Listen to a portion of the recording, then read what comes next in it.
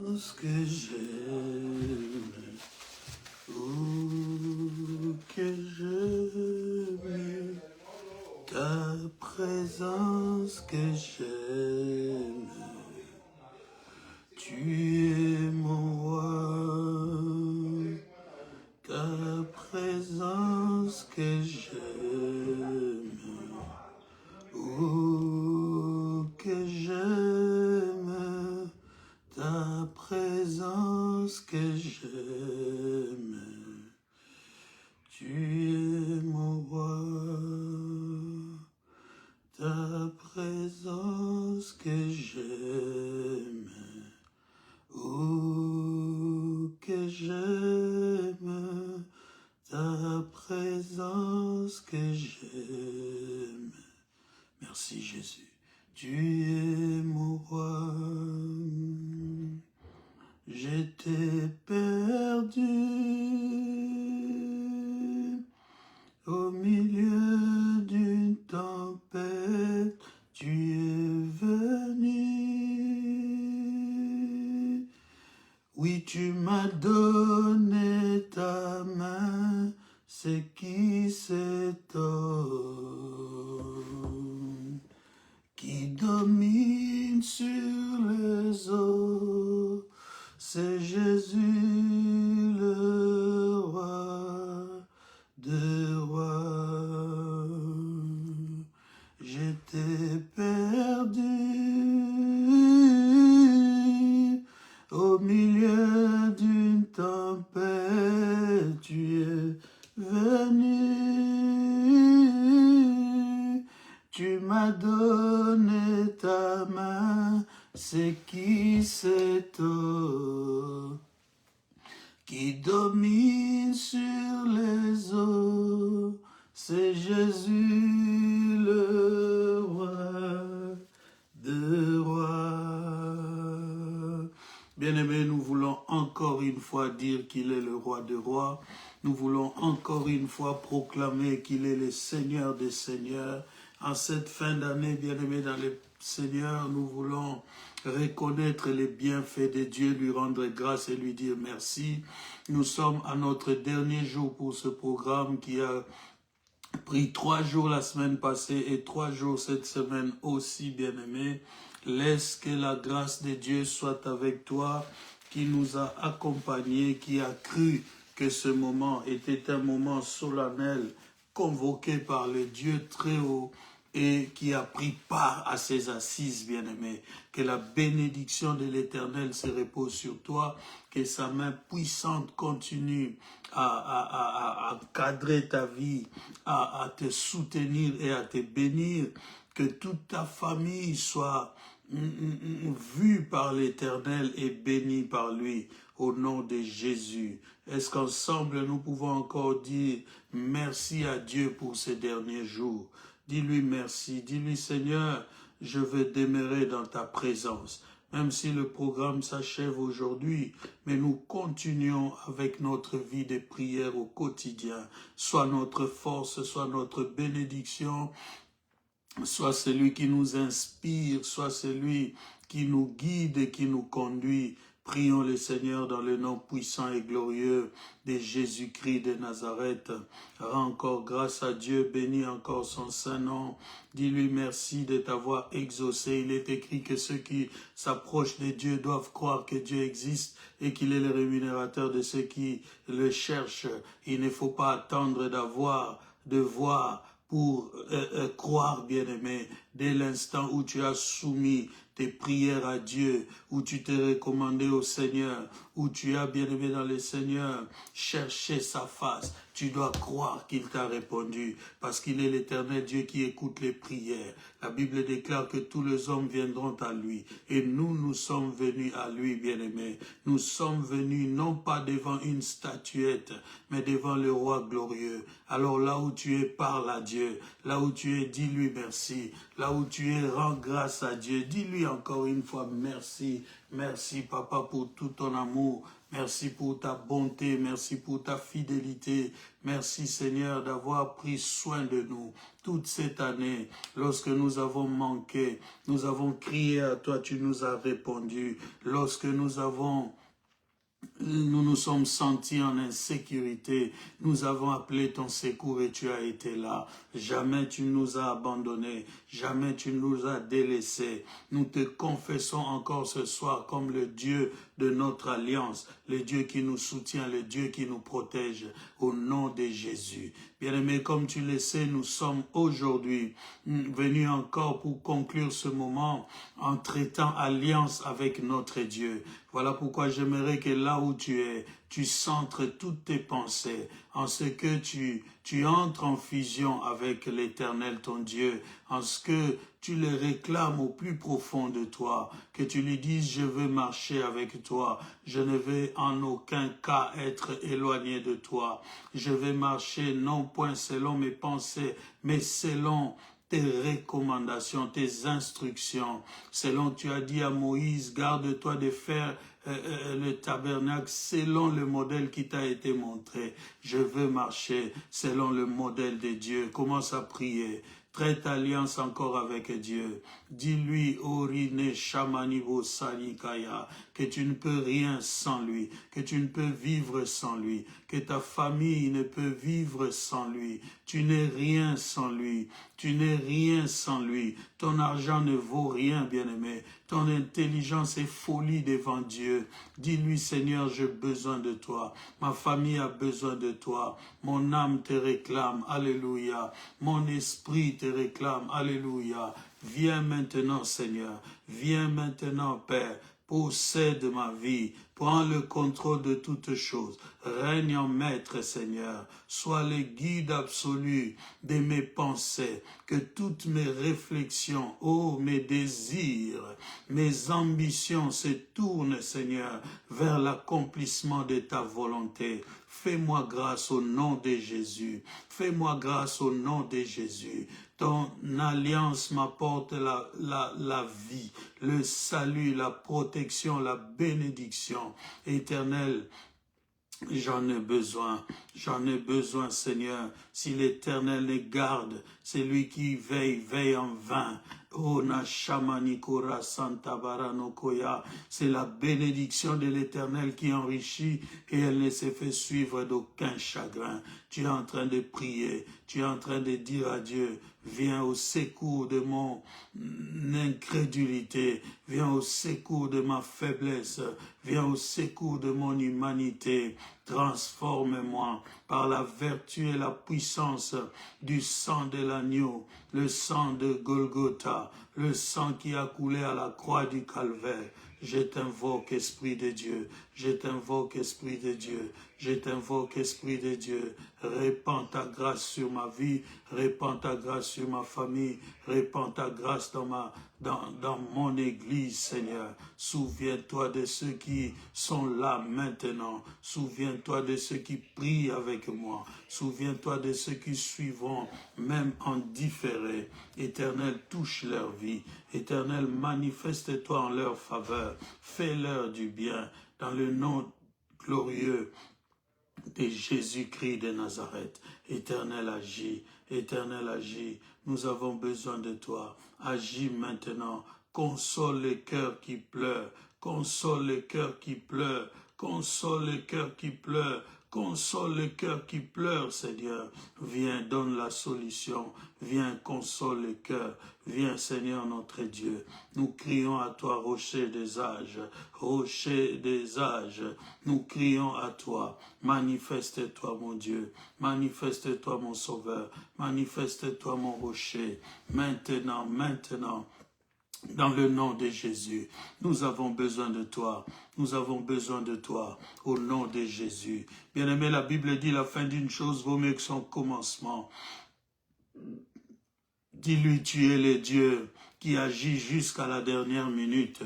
Tu as été là. pour le brigand de droite à la dernière minute, alors moi aussi je t'invoque, moi aussi je t'appelle, moi aussi je crie à toi. Seigneur, viens, sauve-moi. Seigneur, viens, délivre-moi. Seigneur, viens en cette fin d'année, jusqu'à la dernière seconde de cette année. Fais-toi voir dans ma vie, fais-toi voir dans ma vie, fais éclater ta gloire. Agis, Saint-Esprit. Est-ce que j'ai quelqu'un qui prie avec moi, qui intercède ainsi, qui prie et qui demande le secours de l'Éternel? Ce secours-là ne manque jamais.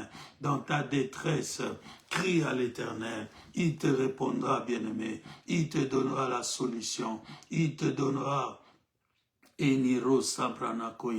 un avenir meilleur. Il est l'Éternel Dieu qui change les ténèbres en lumière. Il est l'Éternel Dieu qui change les faiblesses en force. Il prend le pauvre de la poussière, il l'élève jusqu'au sommet de la gloire et le fait asseoir avec les grands. Dis-lui, Seigneur, je veux vivre ta dimension prophétique, je veux vivre ta dimension prophétique, je veux vivre ta dimension prophétique dans le nom puissant et glorieux de Jésus-Christ de Nazareth. Recommande-lui tous ceux qui te sont chers en cette fin d'année bien-aimée. J'ai vu l'affiche d'un pasteur qui avait fait cela pour la veillée du 31, mais il n'est pas arrivé jusqu'à ce jour, bien-aimé. Il avait préparé l'affiche, mais il n'a pas pu atteindre les 31. Bien-aimé, la vie ne nous appartient pas. L'homme n'est pas maître de son souffle. C'est pourquoi je t'invite à te recommander à celui qui est le maître de temps, de lieux et de circonstances, à celui qui a le souffle même de roi entre ses mains, à celui qui peut donner la guérison, à celui qui a marché 12 ans avec une perte de sang.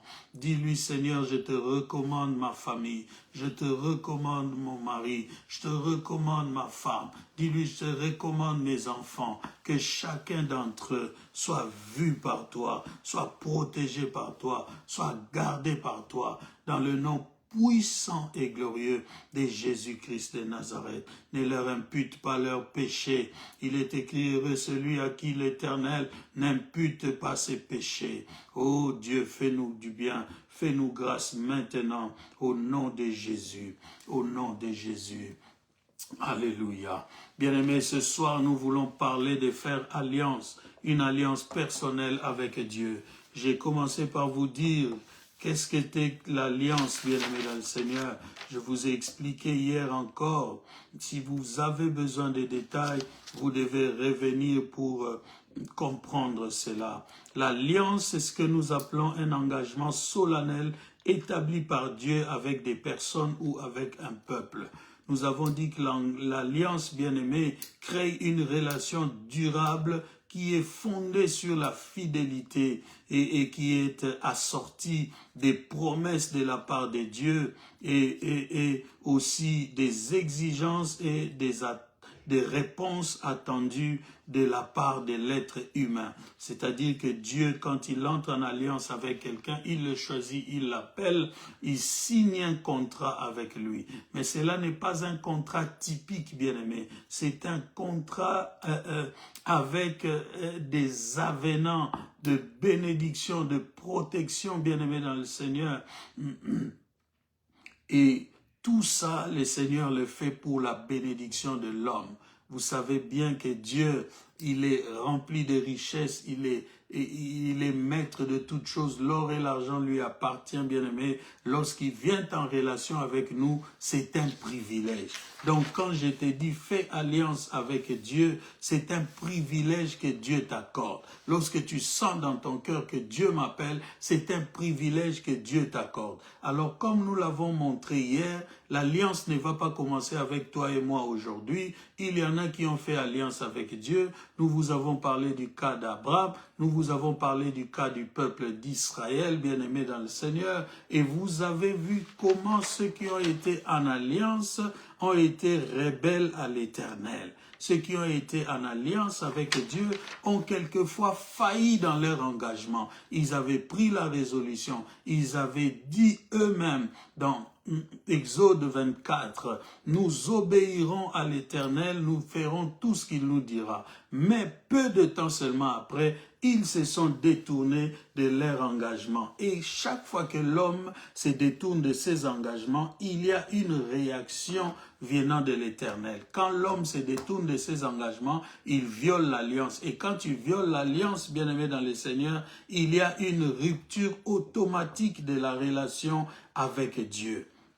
Donc, aujourd'hui, avant de dire comment nous allons traiter alliance avec Dieu, laissez-moi vous donner encore la suite du message d'hier pour que vous compreniez quelles sont les réactions, par exemple, que le Seigneur a lorsqu'on viole son alliance. J'ai dit première réaction.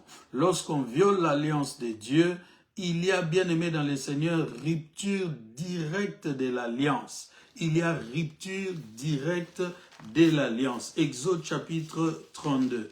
Exode chapitre 32, nous irons assez vite aujourd'hui parce que j'ai un autre service à 23h30 par là avec vous pour prier pour la Sainte Seine et la consommer cette nuit. Exode chapitre 32, verset 1er. Le peuple, voyant que Moïse tardait à descendre de la montagne, s'assembla autour d'Aaron et lui dit, « Allons, fais-nous un Dieu qui marche devant nous, car c'est Moïse, cet homme qui nous a fait sortir du pays d'Égypte, nous ne savons ce qu'il est devenu. » Le peuple s'adressait à Aaron.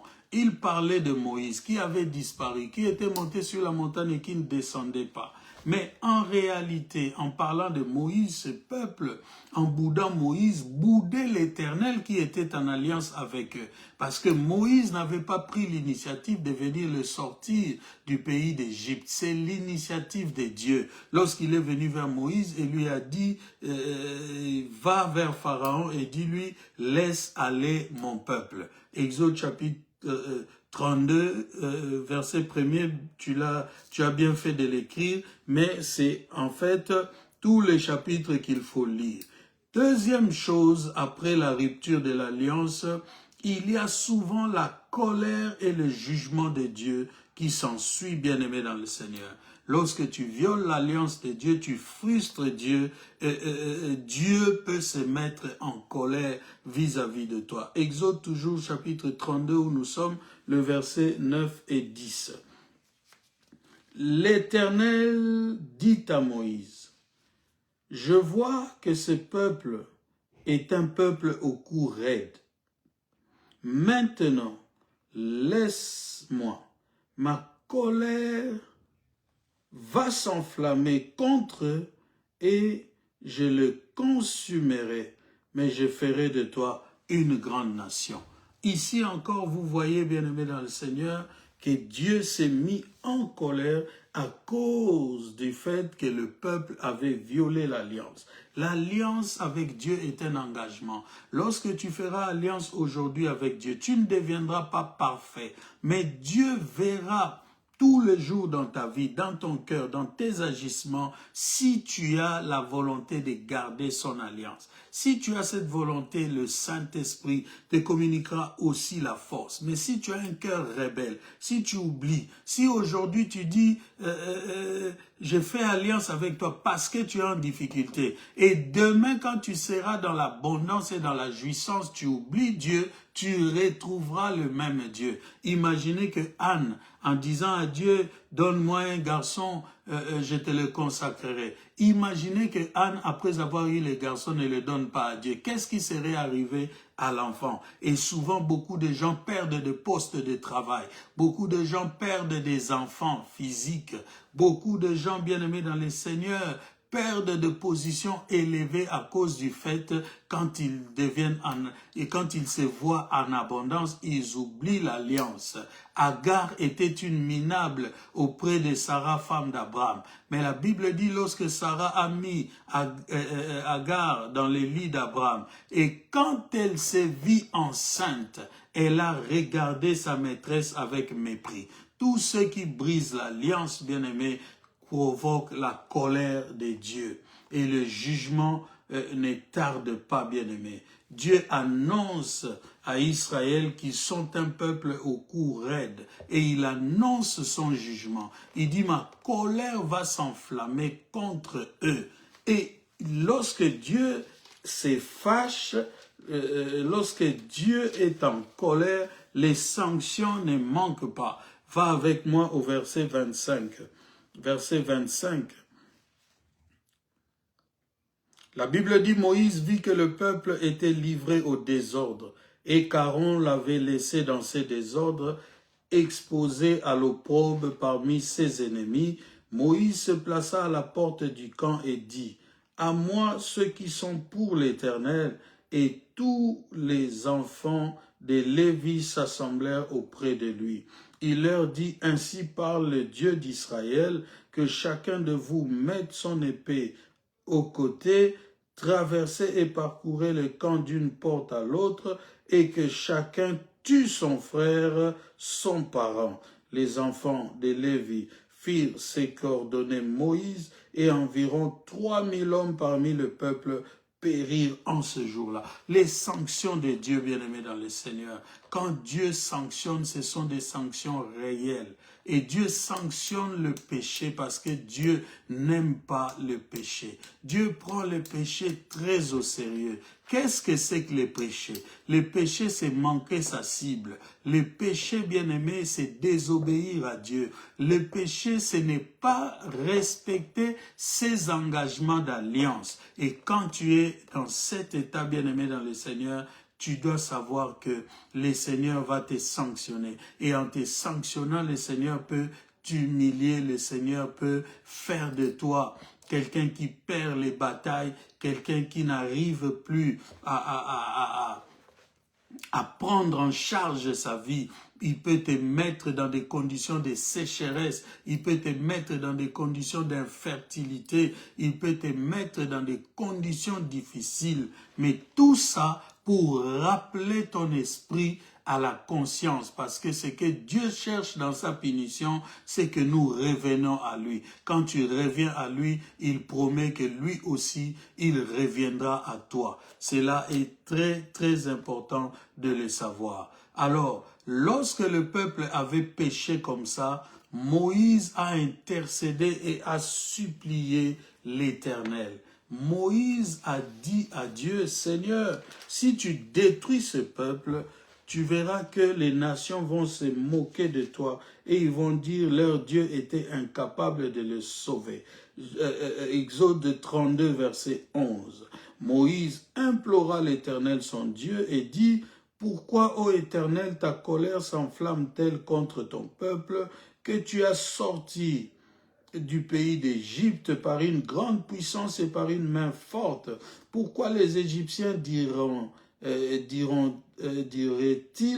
c'est pour leur malheur qu'il les a fait sortir, pour les tuer dans les montagnes et pour les exterminer de dessus la terre. Reviens de l'ardeur de ta colère et répands-toi du mal que tu veux faire à ton peuple. Bien-aimés dans le Seigneur, quand la colère de Dieu s'est enflammée, Moïse a compris qu'ici, si je ne parle pas à Dieu, si je n'intercède pas en faveur de ce peuple va être décimé par l'Éternel. Or, Moïse le connaît comme un Dieu miséricordieux, il le connaît comme un Dieu bon, il le connaît comme un Dieu qui supporte, bien-aimé, les fautes de ses enfants. Alors, il intercède pour le peuple. Et vous allez voir que par la suite, un des caractères essentiels de Dieu a été révélé encore une fois. Mais avant que le Seigneur ne revienne sur sa colère, il faut toujours pour le peuple de s'humilier. Exode chapitre 33. Exode toujours chapitre 33. À partir du verset 4, la Bible dit, lorsque le peuple eut entendu ces sinistres paroles, il fut dans la désolation et personne ne mit ses ornements. Et l'Éternel dit à Moïse, dis aux enfants d'Israël, vous êtes un peuple au cou raide. Si je montais un seul instant au milieu de toi, je te consumerai. Ôte maintenant tes ornements de dessus toi, et je verrai ce que je te ferai. Les enfants d'Israël se dépouillèrent de leurs ornements en s'éloignant du mont Horeb. Bien-aimés dans le Seigneur, c'est la repentance, c'est l'humiliation devant le Seigneur qui peut apaiser la colère de Dieu. Lorsque tu te sens en faute, lorsque tu reconnais que tu as mal agi, bien-aimé dans le Seigneur, ne continue pas à bomber les torses, ne continue pas à forcer la foi. Vous savez, beaucoup de gens forcent la foi. Au lieu de s'humilier devant Dieu, au lieu de demander pardon, au lieu de reconnaître ses fautes, beaucoup de gens bien-aimés dans le Seigneur forcent la foi. Ah, il est mon Dieu, il ne me laissera pas. Oui, il ne te laissera pas tant que tu gardes son alliance. Oui, il ne t'abandonnera pas tant que tu gardes son alliance, bien-aimés dans le Seigneur. Alors le peuple de Dieu s'est humilié. Et nous avons trouvé ici un Dieu lent à la colère et riche en bonté, rempli de miséricorde et très très compatissant. Dieu s'est révélé juste et miséricordieux et il est revenu vers le peuple d'Israël. Quand tu seras en alliance avec Dieu, pourquoi je te montre toutes ces choses? C'est pour te dire que tu ne deviendras pas parfait. Mais si tu faillis à tes obligations, si tu faillis à tes engagements, reviens vers Dieu, répands-toi, humilie-toi et il t'accueillera. Exode chapitre 34, verset 10. Exode 34, verset 10. La Bible déclare, « Voici, je traite une alliance. Je ferai en présence de tout ton peuple des prodiges qui n'ont jamais eu lieu dans aucun pays et chez aucune nation. Tout le peuple qui t'environnera ou qui t'environne verra l'œuvre de l'Éternel. Et c'est par toi que j'accomplirai des choses terribles. » Vous voyez que même en revenant dans l'alliance, en revenant en communion avec le peuple, les promesses de Dieu sont toujours grandioses. Les promesses de Dieu sont toujours une bénédiction pour le peuple. Donc, toi qui entres en alliance avec Dieu, tu n'as aucun intérêt à briser cette alliance, bien-aimé. Tu n'as aucun intérêt. Efforce-toi d'écouter le Seigneur, de suivre ses voies, de lire sa parole, de comprendre sa pensée. Et avec l'aide du Saint-Esprit, aujourd'hui, nous ne sommes pas démunis, nous ne sommes pas seuls, nous ne sommes pas abandonnés. Lui-même avait dit, je ne vous laisserai pas orphelins. Dieu sait que seul, Dieu sait que orphelin, on aura du mal à s'en sortir, à suivre ses voies. Il a promis d'envoyer le Paraclet. Il a promis d'envoyer le Saint-Esprit. Et il l'a réellement envoyé, bien-aimé. Le Saint-Esprit est à nos côtés pour nous secourir, pour nous conduire, nous donner la force. C'est nous qui lui tournons le dos. C'est nous qui vivons sans les consulter. Regarde tous les projets que tu as sur cette fin d'année. Avec quel projet tu es allé vers Dieu pour dire, Seigneur, est-ce ta volonté? Est-ce que tu voudrais vraiment que je fasse ça? Il y a des choses que nous faisons naturellement, mais il y a des choses pour lesquelles il faut consulter Dieu. Ne te confie pas à ton argent. Tu sais, tu peux avoir l'argent aujourd'hui, tu dis, je mange ça, j'ai fini ça, demain j'aurai encore. Or, Dieu avait prévu que cet argent-là t'aide dans les 4 mois qui suivent. C'est comme ça que les gens se retrouvent fauchés. Ah non, je suis fauché, je n'ai rien, tout ça. Mais peut-être que ce que tu avais eu, tu l'as consommé sans consulter Dieu. Celui qui est en alliance avec Dieu, il fait les choses conformément aux recommandations de Dieu, disant qu'il ne fait rien sans consulter l'Éternel. Bien-aimé, c'est le peuple qui avait brisé l'alliance, mais c'est Dieu qui restaure l'alliance. Par sa grâce alors. Nous tombons ici maintenant, bien-aimés, au niveau où nous parlons de la grâce. L'alliance que nous voulons faire avec Dieu, l'alliance que nous avons maintenant avec Dieu, ce n'est pas l'alliance comme celle qui relier Dieu au peuple d'Israël. Nous sommes dans la nouvelle alliance, bien-aimés. Nous sommes dans la nouvelle alliance. Pourquoi Dieu a établi une nouvelle alliance? Suivez-moi très bien. Pourquoi Dieu a établi une nouvelle alliance? Dieu a établi une nouvelle alliance parce que ces actes, bien-aimés dans les Seigneurs, le problème n'était pas dans le veau d'or, par exemple, quand le peuple a péché. Ce que Dieu reprochait, ce n'est pas tant le veau d'or, mais c'est plutôt le cœur que le peuple lui a montré. Un cœur ingrat, un cœur qui ne les craint pas. C'est cela qui a marqué Dieu et qui a amené sa colère à s'enflammer contre le peuple. Ces cœurs infidèles-là, ces cœurs ingrats-là, ces cœurs incapables de rester fidèles à Dieu. Dieu s'est rendu compte que ces cœurs-là qui caractérisent l'humain qu'il avait créé, l'humain bien sûr qui vit dans le péché. Deuxième chose, bien-aimé, pourquoi Dieu fait une nouvelle alliance? Deuxième chose, mais c'est parce que même après le renouvellement de l'alliance que nous avons lu en Exode 34, bien-aimé, le peuple va encore répéter le même type de désobéissance et va encore provoquer des ruptures répétées, bien-aimés dans le Seigneur. Donc le cœur de l'homme est impénitent. Tu peux tout lui pardonner aujourd'hui et demain il revient encore à la même faute. Tu vois tel des enfants bien-aimés. Tu lui dis ne touche pas à cette histoire. Et il fait semblant de laisser. Mais tu reviens une heure après, il est encore en train de faire la même chose. C'est comme ça que les humains se comportent avec Dieu. C'est pourquoi Dieu a vu finalement en conclusion que l'alliance de Sinaï qui avait été violée et brisée ne pouvait pas donner la vie, bien-aimée. Ce n'est pas parce que la loi en soi était mauvaise, mais c'est parce que l'homme ou le peuple en alliance avec Dieu ne pouvait pas observer la loi de l'intérieur. Personne ne pouvait garder la loi. Alors Dieu trouve comme solution justement ce que nous avons dans Jérémie 31 au verset 33, bien-aimé. Il dit, lui-même maintenant s'engage en disant, je mettrai ma loi au-dedans d'eux. Je mettrai ma loi au-dedans d'eux. Ce n'est plus une affaire des pères. Ce n'est plus une affaire d'une tradition orale, d'une transmission de père en fils, d'une transmission d'un homme vers les autres, comme Moïse était le guide de ces peuples.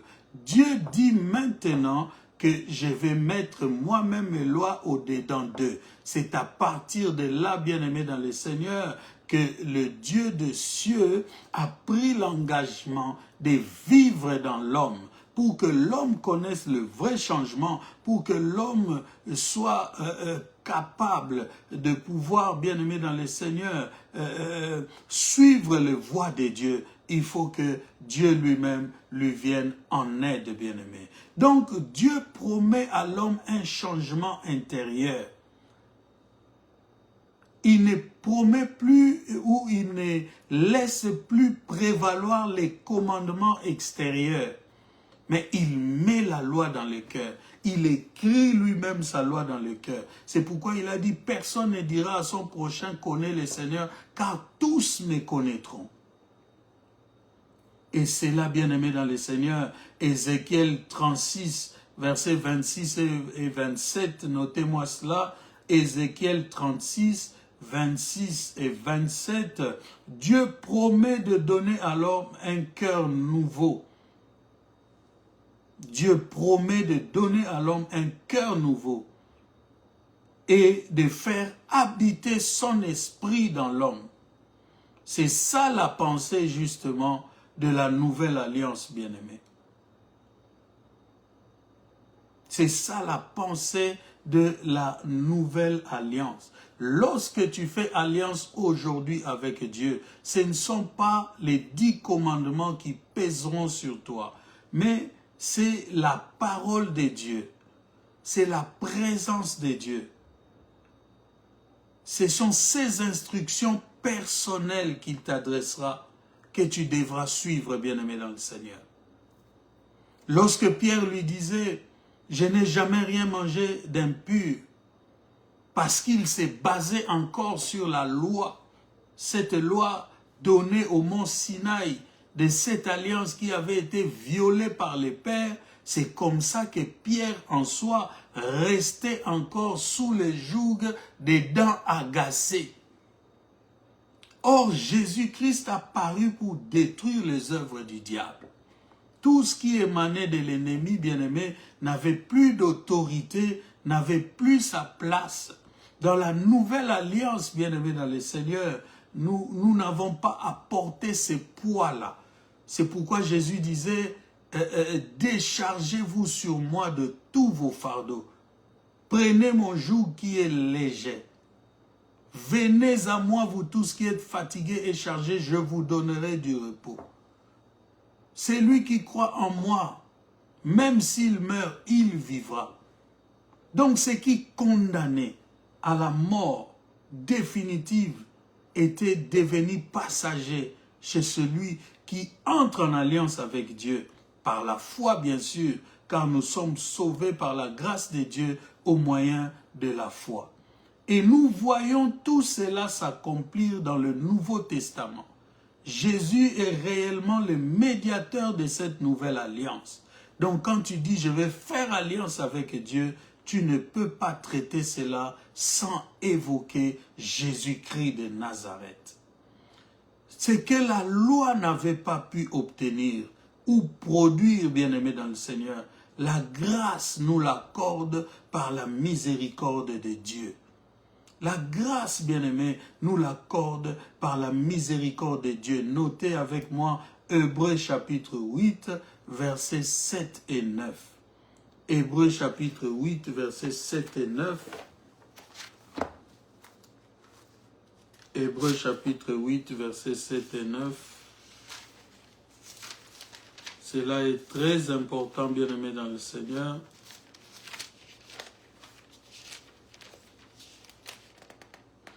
Sache que traiter alliance avec Dieu sera pour toi une source de bénédiction. Mais Dieu veut que tu prennes cette alliance au sérieux et que tu considères ses instructions, que tu les mettes en pratique, bien-aimé, que tu n'oublies pas tes engagements pris devant lui.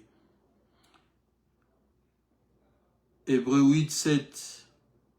En effet, si la première alliance avait été sans défaut, il n'aurait pas été question de la remplacer par une seconde.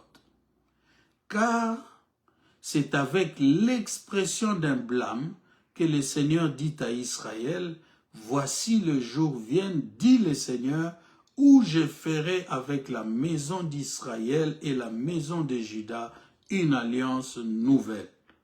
Non comme l'alliance que j'ai traitée avec leur père, le jour où je les saisis par la main pour les faire sortir du pays d'Égypte, car ils n'ont pas persévéré dans mon alliance, et moi je ne me suis pas soucié d'eux, dit le Seigneur. Mais voici l'alliance que je ferai avec la maison d'Israël. Après ce jour-là, dit le Seigneur, je mettrai mes lois dans leur esprit, je les écrirai dans leur cœur, et je serai leur Dieu, et ils seront mon peuple. Aucun n'enseignera plus son concitoyen, ni aucun son frère en disant « Connais le Seigneur », car tous me connaîtront, depuis le plus petit jusqu'au plus grand d'entre eux. Parce que je pardonnerai leurs iniquités, et je ne me souviendrai plus de leurs péchés. Bien-aimé, l'avantage de la nouvelle alliance, c'est que tes péchés te sont pardonnés. Tu ne portes plus ce poids-là, bien-aimé dans le Seigneur. Et cela est un gros avantage. Aujourd'hui, vivre en dehors d'une alliance avec Dieu, c'est vivre de manière suicidaire. Parce qu'à tout moment, tu peux être atteint. À tout moment, tu peux être dérangé par les échecs récurrents de la famille. C'est pourquoi nous avons dit réussir là où les parents et la famille ont échoué. 1 Pierre chapitre 1, bien-aimé, le verset 18. 1 Pierre chapitre 1, verset 18. La Bible dit, sachant que ce n'est pas par des choses périssables, par de l'argent ou de l'or que vous avez été rachetés de la vaine manière de vivre que vous aviez hérité de vos pères. Il est toujours question, bien-aimés, de se séparer d'un passé, d'un poids, d'une sorcellerie à la base de laquelle tu n'as pas pris part. Il ne faut pas que parce que tes parents ont mangé des raisins verts, que tes dents à toi en viennent à être agacées. Dieu a trouvé cela injuste et il s'est levé contre cette loi. Il s'est levé contre cette réalité pour nous donner la vie, pour nous sauver, pour nous délivrer, bien-aimés dans le Seigneur. Et le prix du rachat est tellement grand. C'est au prix du sang de son Fils unique, venu en la chair et mort à la croix du calvaire, ressuscité le 3e jour et vivant aujourd'hui à la droite de Dieu. Si pas dans nos cœurs lorsque nous l'accueillons. Donc, bien-aimé, pour t'en sortir dans cette vie, pour être libéré des oppressions, des réclamations, de tous ces esprits qui disent qu'ils ont un droit légal sur toi, tu dois, bien-aimé dans le Seigneur, traiter une alliance personnelle avec ton Dieu. Qu'est-ce que c'est qu'une alliance personnelle avec son Dieu? C'est accepter de mettre Dieu au centre de sa vie et de savoir que dès l'instant où il est au centre de ma vie, je ne suis plus identifié par rapport aux hommes. Je ne suis plus identifié par rapport à mes origines. Sur le plan spirituel, tout change, bien-aimé dans le Seigneur. Et c'est ça qui fait que même au milieu d'une famille de sorciers, toi, on ne peut pas te manger. Parce que tu n'es plus comme tes autres frères, pour autant qu'ils comprennent et qu'ils reçoivent eux aussi le Seigneur comme toi. Tu deviens à part, bien-aimé. Tu verras là où tout le monde échoue, tout le monde croupit dans la misère. Celui-là va sortir la tête, va devenir le pilier de la famille, va sauver même des générations. Parce que lui, il n'est plus sous les liens qui maintiennent tout le monde dans la pauvreté. Nous avons été rachetés à un grand prix, bien-aimés dans le Seigneur. 1 Corinthiens chapitre 7, le verset 23.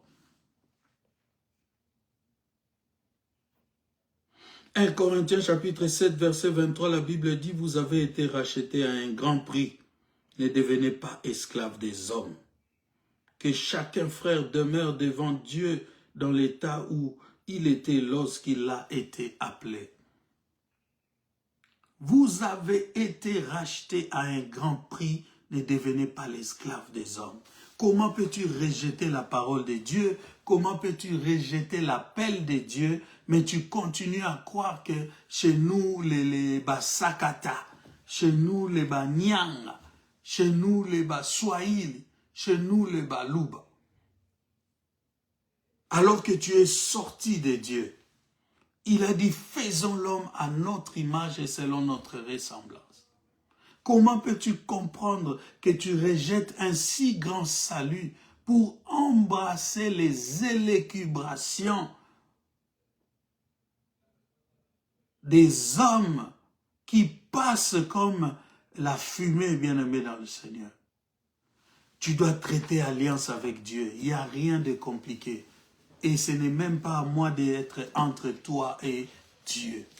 Tout ce que tu as à faire, c'est de dire au Seigneur, viens et sois mon Dieu. Viens et conduis ma vie. Viens, Seigneur, et possède ma vie. Prends le contrôle de tout mon être. Sois le Dieu de ma famille. Que la croix de Jésus soit plantée au milieu de ma maison.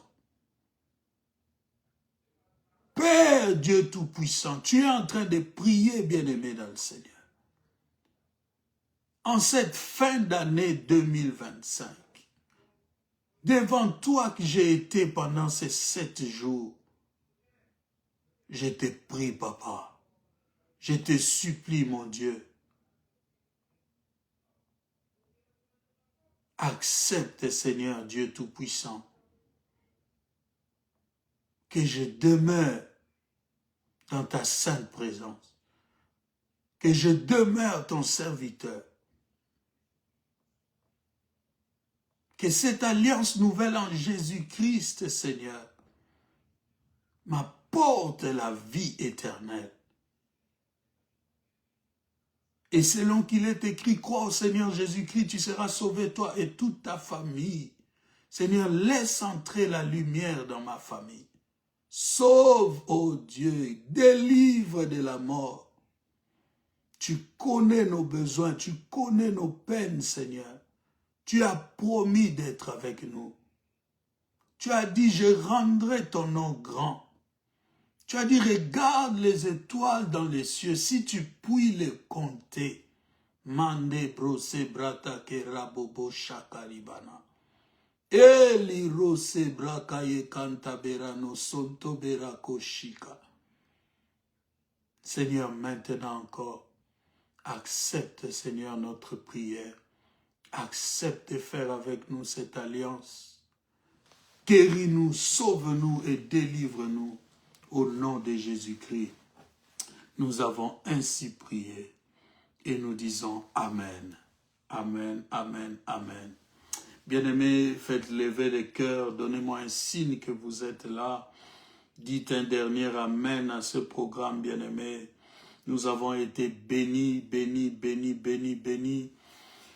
Et nous croyons que nous allons finir cette année dans la tranquillité et la paix du Seigneur. Est-ce qu'il y a quelqu'un? Je ne vois pas les cœurs monter. Gloire au Seigneur. Écrivez-moi un dernier Amen. Gloire à Dieu, gloire à Dieu. Que le Seigneur de gloire soit loué. Que le Seigneur se souvienne de vous. Qu'il vous bénisse et qu'il vous accorde sa grâce. Passez de joyeuses fêtes sous la grâce du Seigneur. Que Dieu vous protège de tout ce qui peut être mauvais pendant les fêtes et que sa main soit sur chacun. Au nom de Jésus-Christ, nous avons ainsi déclaré, soyez bénis, ne répétez la vie des personnes, réussissez là où les parents et la famille ont échoué. Que Dieu vous bénisse.